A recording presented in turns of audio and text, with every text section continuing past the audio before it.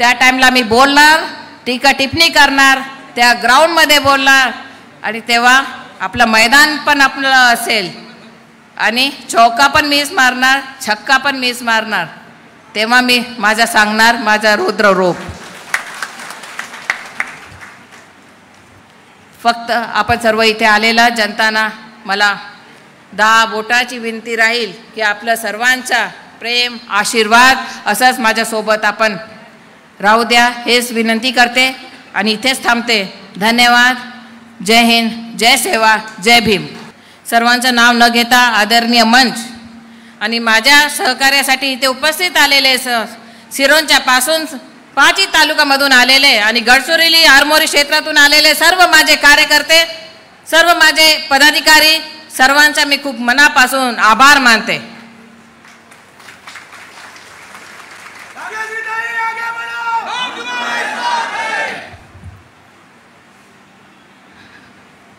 आज जे सर्वजण आतुरतेने वाट बघत होता, शिवस्वराज्य यात्राचे माध्यमाने आज जे प्रवेश कार्यक्रम इथे झालेला आहे, आपण सर्व जनतेच्या आशीर्वादाने, सर्व पत्रकार बंधूच्या समोर मी राष्ट्रवादी शरदचंद्र पवार गटमध्ये प्रवेश करीत आहे. माझ्या आधी सर्वांनी खूप आपल्याला मार्गदर्शन दिलेलं आहे. हे जे संवाद यात्रा शिव स्वराज्य यात्रा जे आहे याच्या माध्यमाने सर्वांनी आपला विषय मांडलेला आहे. दिल्ली असो की मुंबई असो, सरकारवर टीका केलेली आहे. आपल्यासाठी त्यांनी, या जिल्ह्यासाठी, आपल्या लोकांसाठी त्यांनी काय केले आहे, त्यांनी सर्व विषय इथे मांडलेला आहे. मी पुन्हा त्या विषयावर मी पुन्हा जाणार नाही, कारण वेळेचा अभाव आहे. माझा जे मुद्दा होता, शरद पवार साहेबांकडे जायचा, प्रवेश करायचा, त्या मुद्द्याचा मी खुलासा करणार आहे आजच्या या शिवस्वराज्य यात्राच्या दरम्यान. कारण इथे भरपूर जे जनता आलेली आहे त्यांचे इतके प्रश्न आहे, या क्षेत्राचे प्रश्न आहे. आता तुम्ही येताना आज बघितलं असेल की काय रस्त्याची हालत आहे, झलक बघितलं असेल. हे झलक फक्त ऐरीपर्यंत आपण बघितलं असेल, पण आपल्याला बघायचं असेल तर पूर्ण 5 तालुक्यामध्ये झाकी दिसणार आहे. सेम असंच परिस्थिती. आता हे जे सर्व कार्यकर्ते जे उपस्थित आहे, किती मोठी अडचण त्यांना इथे यायला लागली, पण माझ्यामुळे, माझ्या प्रेमामुळे ते सर्व इथे उपस्थित झालेले आहे. मी त्यांना खूप खूप आभार मानणार आहे आणि नेहमी आभार मानत राहणार आहे. कारण आपण इथे माझ्यासाठी इथे हजर झाला.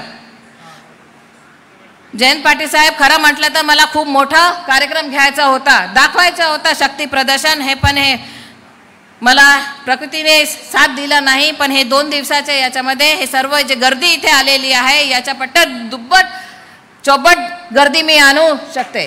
माझ्याकडे इतकं पॉवर आहे.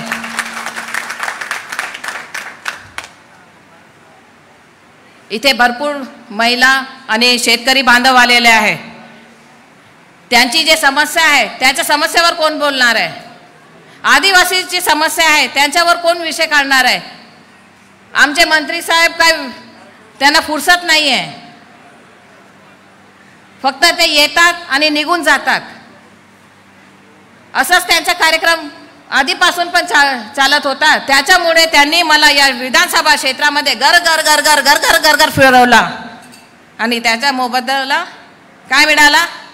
गाजर. जे बीजेपी सरकार गाजर दाखवत आहे, तसं गाजर मला पण दाखवता आला. आणि तुम्ही पण लोक आणि युवक मंडळी, तुम्हाला पण ते गाजर दाखवत आहे. सुरजागड आणि जे आता झालं ना वडलापेठमध्ये इस्पात सुरजागडचं जे उद्घाटन झालं, ते तुम्हा सर्व जे युवक मंडळीला एक गाजरच आहे, लालच, जे तुम्ही सर्व त्याच्याकडे दिशाभूल झालेलं आहे. मला सांगायचं आहे की काय ते कंपनी, कोणाची कंपनी, कोण आहे त्याचे डायरेक्टर हे सर्व माहीत आहे का? नुसतं बोलवले, उपमुख्यमंत्री साहेबांना बोलवले आणि उद्घाटन करून सांगून दिले की मी इतके लोकांना रोजगार देणार आहे. खरोखरच रोजगार देणार आहात? रोजगार द्यायचे असता तर सुरजागडमध्ये दिलं असतं, का दिले नाही? मग आमचे युवक मंडळीला का दिले नाही रोजगार? ठीक आहे, त्यांना काही येत नसेल तर IT तिथे शिक्षण द्यायला पाहिजे होतं. ते शिक्षणाच्या माध्यमाने त्यांना तिथे रोजगार द्यायला पाहिजे होतं. काय आपले मुलं काय फक्त तुम्ही सांगा का काठी घेऊन उभं राहिला आहे? सांगा बरं, आपले मुलं काठी घेऊन उभं राहिला आहे का? हो की नाही म्हणा. आणि त्याच्यामध्ये पण जे त्यांना हे मिळत होता 15,000, तर 15,000चा तर सरळ सरळ कधी एक हफ्ता काम करतात तर 4,000 देतात, तर 5,000. हे सर्व काय लागलेलं आहे? 10 लोकांना लावणार, परत काढणार, असे इतके किती समस्या आहेत त्या लोकांचे. तिथे ते फक्त रस्त्याच्या काठी घेऊन उभे राहतात. त्यांच्या आरोग्यावर काय हे होत आहे, काय परिणाम होत आहे, याच्याकडे कोण लक्ष देत आहे? कोणी त्यांना विचारत नाही आहे. आपले मुलं याच्यासाठीच आहे का इतकं शिकून पण काठी घेऊन उभा राहिला? आणि आता त्याच्यानंतर इतका मोठा भव्य वडलापेठमध्ये उद्घाटन समारंभ केलं आणि त्याचे डायरेक्टर लोक एक इंदोरचे चोर लोक, जे चिटफंड कंपनीमध्ये चोरी घोटाळा केलेले आहे त्या लोकांवर आरोप आहे, अशा लोकांना तुम्ही डायरेक्टर करता का? आणि हे सगळं विचारणारा कोण? असं मी विचारले तर आमच्यावर आरोप. आम्ही काही लोकांच्या समस्या विचारायच्याच नाही. आम्ही नाही विचारणार तर कोण विचारणार आहे?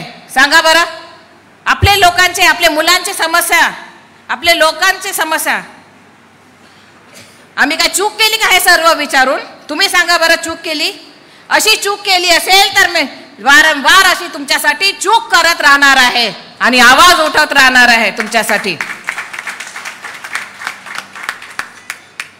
आता माझा जात काढत आहे की गैर आदिवासी आहे, हे आहे, ते आहे. जेव्हा जिल्हा परिषद मध्ये बसवलं ST, तर तेव्हा माझा जात होता का? विचारले का काय? तेव्हा का नाही माझ्या जातपात आलं? आता लोकांना ते दिशाभूल करत आहे, आमचे एटापेली भामरागडच्या लोकांना. मग जेव्हा तुम्हाला एक आदिवासी पुरस्कार एक सरदार डॉक्टरला देता येते, ते गैर आदिवासीला तुम्ही आदिवासी पुरस्कार देता, तर आमचे ऋषीभाऊ पोटे काय आदिवासी लोकांसाठी काम केले नाही का? सांगा बरं.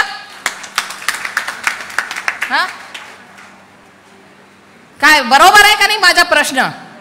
काय केलं ते? त्याला आदिवासी पुरस्कार सन्मान केलं. कोण दिलं हे? हिम्मत असेल तर ते पुरस्कार इथे वापस आणून दे. ते पुरस्कार आमच्या आदिवासी बांधवाचा आहे, नावाचा आहे. तुम्हाला काही अधिकार नाही त्या पुरस्कार घेण्याचा. तिथे डॉक्टर कन्ना मडावी साहेब आहे, असे लोक जे काम करत आहे. ऋषीभाऊ पोटे जे विद्यार्थी, आपले आदिवासी विद्यार्थी मुलांसाठी जे तेव्हापासून काम करत आहे, तर आता जिल्हा परिषद ग्रामपंचायतमध्ये असे लोकांची सेवा करून राहिले. असे लोकांना तुम्ही द्या ना पुरस्कार. आणि तुम्हा लोकांना काही अधिकार नाही माझा जात काढायचा. बरोबर की नाही? हे सर्व जे तुमची जे मागणी आम्ही त्यांच्या समोर मांडलं, तर त्या लोकांना चुकीचं वाटलं की भाग्यश्री ताई बोलते. आणि हे जे सुरजागडवाले जे बसलेले आहे ना इथे, त्या सुरजागडवाले लोकांना माझा चॅलेंज आहे, गाठ माझ्याशी आहे. माझे मुलांना, माझे महिलांना तकलीफ दिला तर गाठ माझ्याशी आहे, हे लक्षात ठेवा तुम्ही. तुमच्याकडे दम असेल तर आमच्या मुलांना 30-30 हजार पगार द्या. आहे ना भरपूर पैसा. ते पैसा इकडे तिकडे जे अफाट पैसा आहे ते आमचे जनतामध्ये, ते जनताचे लोकांना, मुलांना खर्च करून दाखवा. नाही होत असेल, हे सगळं नाही होत असेल तर आम्हाला सांगा. मग आम्ही तिथे येऊ, तुम्हाला सांगू काय असते पॉवर. हे सगळं भीती आहे. मला सांगायचं भरपूर आहे. आपल्या जिल्ह्याची समस्या आपल्या मांडायला भरपूर आहे. आपलं काय समस्या आहे इथे? आपल्या आदिवासी लोकांना जे पट्टे मिळत आहे तर गैर आदिवासी लोकांना काम मिळू नये. का मिळू नये गैर आदिवासी लोकांना? आज अमोल खासदार साहेब इथे आले असते तर मला त्यांना सांगायचं होतं, पण ते नाही आले. तरी जयंत पाटील साहेब, मला आपल्याला सांगायचं आहे की जे गैर आदिवासी लोकांचा जे 3 पिढीचा अट आहे ते शिथिल करून 2 पिढीमध्ये केला तर जसं आदिवासी लोकांना पट्टे मिळत आहे तर गैर आदिवासी लोकांना पण मिळणार. हे विषय आपण वर दिल्लीला धरून ठेवला, कारण आता आपल्याकडे 8 खासदार आहे. सर्व जणांनी मिळून हे विषय मांडला तर नक्कीच ते विषयाचं निवारण होईल. आणि जसं आदिवासी आपले लोकांना जे पट्टे मिळत आहे तर तसेच गैर आदिवासी लोकांना पण मिळणार आहे. आणि आपल्याकडे जे निधी येते, आपला जे आदिवासी बहुल भाग आहे याच्यात इतकं भरपूर निधी येते आपल्या शासनाकडून. आणि याच्यासाठी जे निधीचं आहे पाठपुरावा, जेव्हा आपले शरद पवार साहेब मुख्यमंत्री होते तर आदिवासी लोकांसाठी 9% निधी आपल्या जनतेसाठी ठेवलेले आहे. मला विचारायचं आहे की ते 9% मधून पूर्ण 100% आदिवासी लोकांना ते निधी खर्च होतंय का?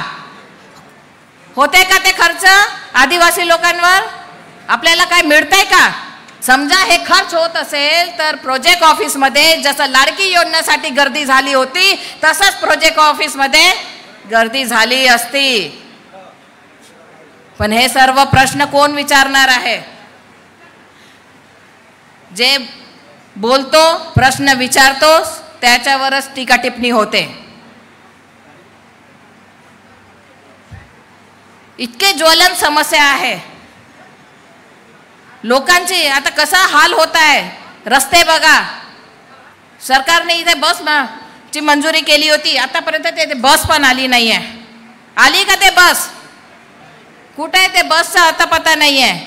सिरोंचा वाले लोकांना इतका एरीला यायला इतका त्रास होते. आता भामरागडचे लोक पुरामुळे रस्ता त्यांचा बंद झालेला आहे, ते येऊ शकले नाही. म्हणजे इतकी अशी बिकट परिस्थिती आहे या जिल्ह्याची. पण याचा प्रश्न कोणी विचारणार नाही. एकमेकांवर टीका टिप्पणी चालू आहे आणि काम कोई करायला गेले तर त्याचा पाय ओढतात. मला हे तुमच्यासाठी मी हे पाऊल उचललं की आपल्याला जनतेसाठी, जनतेच्या सेवासाठी आपल्याला माननीय शरद पवार साहेब गटकडे जायला पाहिजे. महाविकास आघाडी सरकारकडे जायला पाहिजे, जेणेकरून आपण जनताचे विषय मांडू शकतो. महायुती सरकार काय केली आहे? त्यांच्या तर दिमाग पूर्ण बीजेपी आणि RSS सारखं त्याच्या झालेला आहे की नाही? है की नाही? SC ST लोकांवर त्यांचा दुजाभाव करत आहे, पार्टिशन सारखं करत आहे, आपसामध्ये झगडण्याची प्रयत्न करत आहे आणि त्या विषयावर ते काही बोलतच नाहीये. कोण बोलणार आहे या विषयावर? सरकार का चूप आहे? म्हणून आपल्याला सरकार बदलायचं आहे. बदलायचं आहे की नाही सरकार? यासाठी आपण सर्वांचा आशीर्वाद लागेल, आपण सर्वांचा सहकार्य लागेल. बाबा किती पण टीका टिप्पणी केले, किती पण काय बोलले, पण माझे वडील आहे, आशीर्वाद समजून मी घेऊन घेणार. मी असा समजणार आहे. पण मागच्या कार्यक्रमामध्ये ज्या व्यासपीठावर महिला आयोग अध्यक्ष बसलेले त्यांच्या समोर जे शब्द वापरले ते चुकीचं होता की नाही? तुम्ही कबूल करा बरं. चुकीचा होता की नाही? त्या भाषेमुळे आम्हाला किती दुखावलं हे आम्हीच जाणू शकतो. म्हणून मला हे डिसिजन घ्यावं लागलं अनिल देशमुखजी.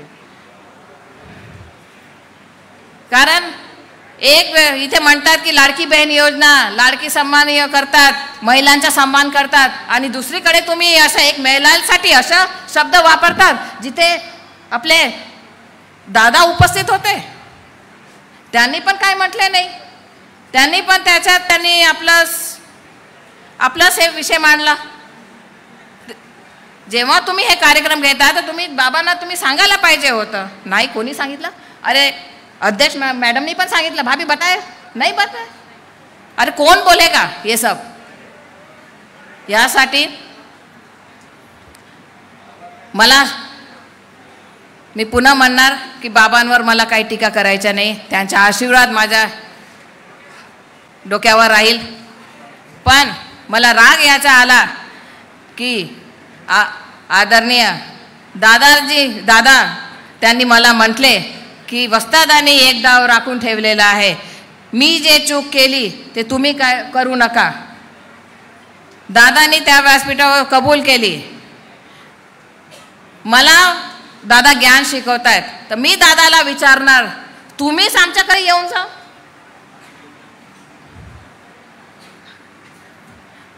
का वाईट आहे? तुम्ही इतके वयस्कर शरद पवार साहेबांना तुम्ही सोडून गेला. तुम्ही तेव्हा नाही वाटला की पवार साहेबांना सोडताना की आमचं घर फुटत आहे, आणि तुम्ही मला टीका करता की तुम्ही असं काही करू नका. हे कोणतं आहे? आधीच आपण स्वतः हे करा. आपण स्वतः मान्य करायला पाहिजे की आम्ही घर फोडलो आहे. मी काय घर फोडली नाही, घर फोडून जात नाहीये. मला तर पवार साहेबांचा एहसान आहे, शरद पवार साहेबांचा. कारण ज्या वेळेवर बाबांना नक्सलाईट किडनॅप करून घेऊन गेले होते तर तेव्हाच आपले शरद पवार साहेब ते मध्यस्थी करून त्यांना तिथून आणले. आणि हा आज जे आहे हे मला पवार साहेबांना हे परत फेड करण्याची मला मिळालेली आहे संधी, हे मला सांगायचं आहे. कारण त्या परिस्थिती आम्ही तर खूप लहान होतो, आम्हाला काय माहीत आहे काय घडते काय नाही. पण हे सर्व बाबांनी कबूल केले. कोणत्या त्यांचे पिक्चरमध्ये, कोणता पिक्चर होता त्याच्यामध्ये बाबांनी स्वतः कबूल केले की मला पवार साहेबांनी काढलंय. बाबा स्वतःच त्यांना पिक्चरमध्ये त्यांचं नाव घोषित केले. तर इतका मोठा एहसान मी त्यांची मोठी मुलगी म्हणून मला हे फेड करण्याची संधी जयंत पाटील साहेब आपण दिली, ह्याच्यासाठी मी खूप खूप आपले आभार मानणार आहे. कारण पवार साहेब आले नसते तर आम्हाला पितृचा हे आम्ही काय सांगू आता की काय परिस्थिती काय झालं असतं. आम्ही काही विचार काही आता काय ते परिस्थिती मी ते काही सांगू शकत नाही. पण मी पवार साहेबांचा ते कधी पण हे विसरू शकत नाही. आणि अजितदादा तेच पवार साहेबांना सोडून गेलेले. मला अजून एक विषय सांगायचा आहे की 2019 मध्ये जेव्हा आम्ही तिकीट मागायला गेलो होतो तेव्हाच अजितदादाने आम्हाला म्हटले होते की तुम्ही आम्हाला काय भीक मागायला आले तिकीटची, अशी भाषा त्यांनी बोलली होती. का की बाबा बीजेपीच्या वाटेवर होते की नाही, म्हणून आम्हाला ते असा शब्द त्यांच्याकडून ऐकावा लागला. आणि त्या टाईमला माझ्यासोबत आमचे जे अध्यक्ष आहे, जे गडचिरोलीचे 1 नंबरचे नालायक अध्यक्ष, ते आमच्यासोबत होते. आणि त्याच्यामध्ये AB फॉर्म मिळालं. A फॉर्ममध्ये बाबाचा, B फॉर्ममध्ये माझं नाव होता. आणि स्वतः दादा म्हटले की बाबा ते BJP-कडून लढत असेल तर तुम्ही घर फोडून आपल्या पार्टीतून लढा. मग तेव्हा काय फूट पडली नाही का? याचे साक्षीदार स्वतः जयंत पाटील साहेब आहे ना साहेब. आपण तेव्हा घर फुटलं नाही का? मला सांगा. आता मी घरातून निघाली, मी काय जे आरोप पवार साहेबांना लावत आहे की घर फोडले, पवार साहेब काय घर फोडले नाही. मी स्वतः पवार साहेबकडे गेली 3 वेळा. इथे जाहीर मी सांगते की मी स्वतः पवार साहेबकडे गेली. त्यांच्याकडे गेली आणि मी मागणी केली. काय वाईट केलं? वाईट केलं का मी गेली तर? मला कोणाकडे जायलाच पाहिजे होतं. हां, गेली मी. आणि पवार साहेबांचा आशीर्वाद, माननीय सुप्रियाताईंचा आशीर्वाद माझ्यासोबत आहे. मी ते गर्वाने बोलू शकते. आणि मला म्हणतात की घर सोडून गेले. आता मी काल सिरोंचा वरून आलेली. आता तुम्ही सांगा, माझ्याकडे आता घरदार वगैरे काही नाही आहे. मी स्वतः बाहेर 1-2 कपड्याची जोडीने मी इथे आलेली आहे. आता मला घर पण शोधायला लागेल. मी काय ऐरीची मी मुलगी आहे, कोणाच्या घरी पण जाऊन राहू शकते. हा दुर्गेताई, बिलकुल मला कोणी काय थांबू शकत नाही. कोणी विचार करत असेल की हे बाप लेक एक आहे, पण मी आज इथे सांगत आहे बाप लेक एक नाही आहे. मी माझा आता वेगळं डिसिजन घेतलेलं आहे आणि ते डिसिजन समोरपर्यंत टिकून मी ठेवणार आहे तुम्हा सर्वांच्या आशीर्वादाने. आणि तुम्ही मला मौका दिला तर आपण खूप काही काम करू शकतो. कारण मी काय काम केली आहे मला काय परत सांगायची गरज नाही आहे. कारण सर्व महिला भगिनी, सर्व लोक, सर्व गावाचे लोक सर्व मला बघितलेलं आहे मी कसं काम करते. साहेब, मी गाडीनी असे रस्त्याने आपल्याला जे रस्ता बघितला तसं एका दिवसामध्ये 3-3 तालुका मी फिरते. एक पुरुष कोणी फिरायला असलं तर सांगा, त्याचं नाव सांगा. असं कोणी फिरलं असेल तर आहे का? कोणी असे पदाधिकारी आहे? कोणी असं कोणी येत नाही. आणि जे महाराज आहे तर महाराजच आहे. आता पण ते काय सुधारले नाही. सुधारले का? नाही सुधारले. आता तुम्ही येताना बघितलं, इतकं ऊन, चटचट ऊन मध्ये आम्ही आलो. महाराज आले असते का? नाही आले असते. आम्ही महिला मुली असून पण आम्ही इथे आलो आहे तुमच्यासाठी, फिरतो तुमच्यासाठी, लोकांच्या समस्यासाठी. कारण तुमची आपुलकी आहे, तुमचा स्नेह आहे. कारण तुमच्या तुमच्या दुःखात, तुमच्या सुखात, सर्व याच्यामध्ये मी तुमच्याकडे आलेली आहे. म्हणून तुमच्याकडून मला अधिकार आहे, तुम्हाला प्रश्न विचारायचा अधिकार आहे की नाही? मला हे सांगायचं आहे की तुमचा आशीर्वाद, तुमचं सहकार्य माझ्यासोबत असंच तुम्ही राहू द्या. आपण सर्वांचं जे आहे प्रश्न ते आपण, जसं मी जिल्हा परिषदमध्ये काम केलं आणि इतकं वर्ष काम केलं, पुढं पण तुमच्यासाठी मी राबणार आणि काम करत राहणार. मी कारण मला सांगायची गरज नाही आहे मी कसं काम करते. फक्त तुम्ही मला एक मौका द्या आणि ते जे मौका मिळेल तर त्याच्या सोनं कसं करायचं हे मला चांगलं माहीत आहे. संधीचं सोनं कसं करायचं हे मला माहीत आहे. कारण कोणी पोटातून शिकून राजनीती येत नाही. बरोबर. आता तुम्ही म्हणणार की बाबा इतके मोठे आहे तर खुनामध्येच असेल, पण असं पण नाही. कारण ताट ठेवल्यानंतर जेवण आपल्यालाच करावं लागते. बरोबर की नाही? कारण आपल्याला पण काय शिकून आम्ही शिकलो, सगळं बघून शिकलं. कोणी आम्हाला शिकायला आलेला नाही, हात पकडून कोणी शिकवलं नाही. हे मी इथे सांगते. रस्ता बाबांनी तयार करून दिला होता, पण त्याच्यामध्ये जे काटे सर्व जे आले गोटे ते मी स्वतः काढलं आणि ते रस्त्याचं मी स्वतः तयार केलेला आहे. आणि ते रस्ता तुमच्या सर्व लोकांपर्यंत जात आहे. कोणी किती पण म्हटलं की हे सर्व बाप लेकीचं प्लॅनिंग आहे, काही प्लॅनिंग नाही आहे. मी वारंवार बोलणार आहे, काही नाही आहे. कारण जनता माझ्यासोबत आहे आणि जनता सोबत असले तर कोणाची भीती आपली? भरपूर फोन येणार आपल्याला, भरपूर धमकी येणार. येते की नाही? कधी फोन करत नव्हते साहेब. असे लोकांना 10-10, 15-15 वेळा फोन येत आहे. फोन येत आहे ना? हे काय सर्व चाललेलं आहे? तुम्हाला का धमकी देण्याची हे आलेली आहे? का तुम्ही कार्यकर्ता तुम्ही जोडून ठेवलाच नाही? लोकांना तुम्ही जोडून ठेवलेला नाही. लोकांना आम्ही जोडून ठेवलेलं आहे. हे सर्व जे जनता दिसत आहे हे माझ्यामुळे आलेली आहे. आणि मी सांगते, जे बाबांनी म्हटलं दुधारी तलवारचा जे वापर केला, मला सांगायचं आहे, दुधारी तलवार त्यांच्याकडे असेल तर माझ्याकडे 10 हात आहे. आता नवरात्री पण येत आहे आणि ते 10 हातचा वापर सर्व माझ्याकडे हत्यार राहणार आहे. दुर्गा आणि चंडिका रूप धारण करण्याची संधी मला देऊ नका, वाट बघू नका माझी. मी जितकी शांत आहे मला शांतच राहू द्या. शांत असलं तर बरं असते. धर्मराव बाबा शेर आहे तर त्यांची मुलगी शेरनी, हा, आणि शेरनी जास्त घातक असते हे लक्षात ठेवायचं.